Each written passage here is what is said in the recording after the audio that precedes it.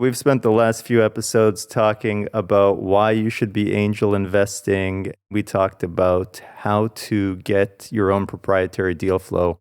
And the short answer on that was build a brand. Now we're going to talk about judgment. How important is it?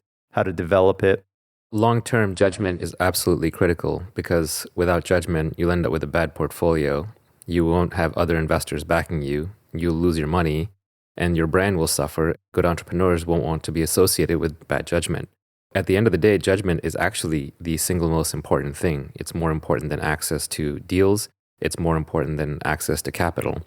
The problem with judgment is everybody thinks they already have it. So your own judgment is subject to your own judgment.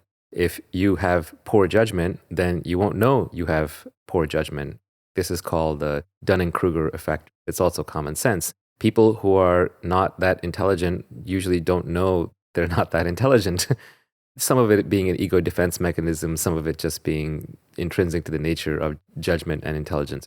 So you don't know if you have good judgment or not. Furthermore, you may have good judgment in certain areas, certain verticals, or you might have good people judgment, but you may not have good market judgment.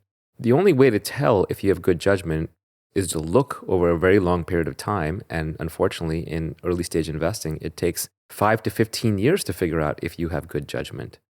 The first thing to do is to be very honest about where your judgment is and calibrating it. And then there's a longer term plan we can work on to improve our judgment. Step 1 will be calibrate judgment. Step 2 will be improve judgment.